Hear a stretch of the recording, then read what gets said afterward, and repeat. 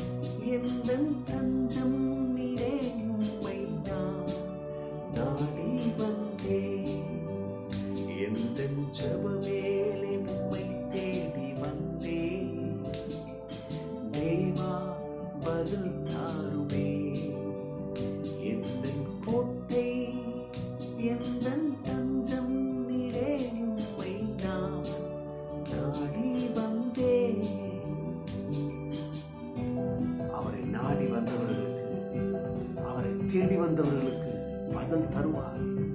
உங்க கண்ணீர் துடைக்கப்படும். கனப்படுத்துவார்.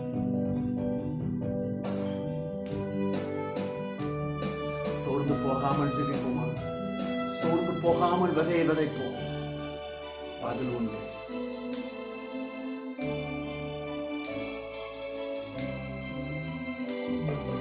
சோராது ஜெபித்திட ஜெப ஆவி வரம் தாருமே. தடையாவும் அகற்றிடுமே. தயை கேட்டு உன் பாதம் வந்தே. சோராது ஜெபித்திட ஜெப ஆவி வரம் தாருமே.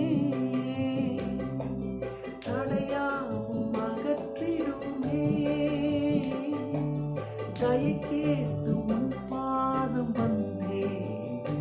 இந்த ஜெப வேளை உம்மை தேடி வந்தே. தேவா பதில் தாருமே. இந்த கோட்டை எந்த தஞ்சம் நீரே. உம்மை நான் நாடி வந்தே. அந்த கர்த்தரை நாடி வந்தவங்க ஜீவனை பெறுவாங்க. அந்த கர்த்தரை நாடி வந்தவங்க வாழ்வு பெறுவாங்க. தெய்வ மக்களே, இன்னைக்கு நீங்க தேவ சமூகத்தில் வந்திருக்கிறீங்க.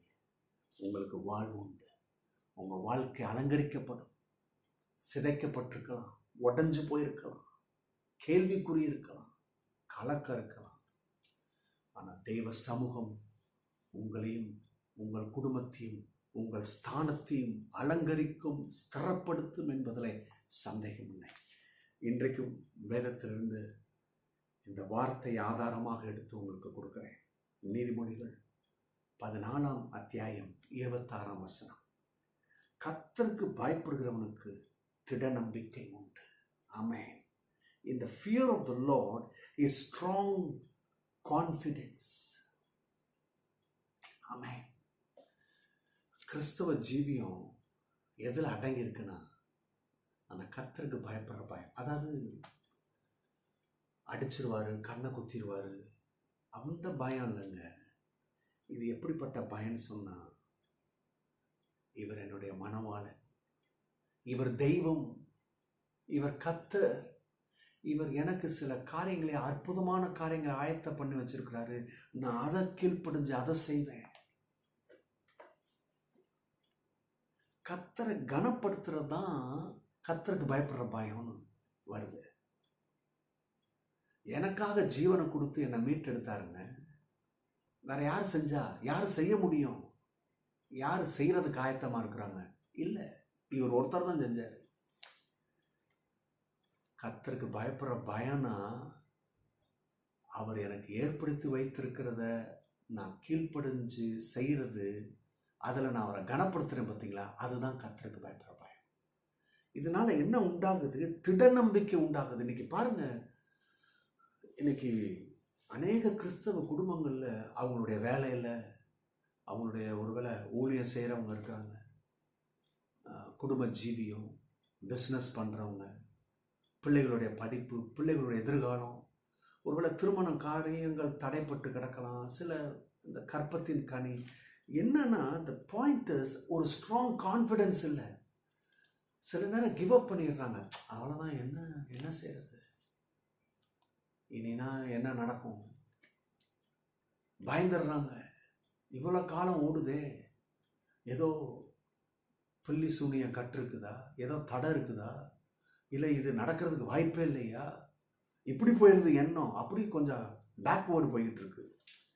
ஆனால் கவனிங்க, கான்ஃபிடென்ட், அந்த திட நம்பிக்கைனா நீங்கள் கர்த்தருக்கு பயப்படுங்க. அதாவது இப்படி சொல்லலாம், கர்த்தரை உங்கள் வாழ்க்கையில் கனப்படுத்துங்க எல்லா சூழ்நிலையிலும். அப்போ தான் அந்த கான்ஃபிடென்ஸே உண்டாகும், திட நம்பிக்கை உண்டாகும், கர்த்தருக்காக நிற்பீங்க. லேட் ஆகிற மாதிரி தெரிஞ்சாலும் வாயை திறந்து லேட்டுன்னு சொல்ல மாட்டீங்க, இல்லை என்னுடைய பிளெஸ்ஸிங்ஸ் ஆன் த வேன்னு சொல்லுவீங்க. அதே போல் உங்களை வந்து சேரும். சூழ்நிலையை பார்த்து கலங்க மாட்டீங்க, சூழ்நிலையை பார்த்து தீர்மானிக்க மாட்டீங்க, கடவுளுடைய கிருபையை பார்த்தே வாழ்வீங்க. எத்தனை பேருக்கு சொல்றது வழங்குது? இன்றைக்கு இந்த காலை வேளையில திட நம்பிக்கையோடு கூட போங்க. அது எங்கேருந்து கிடைக்குதுன்னா கர்த்தருக்கு பயப்படுங்க, கர்த்தர் சொல்றதை கேளுங்க. உங்க வாழ்க்கை அலங்கரிக்கப்படும். God bless you. Bye bye.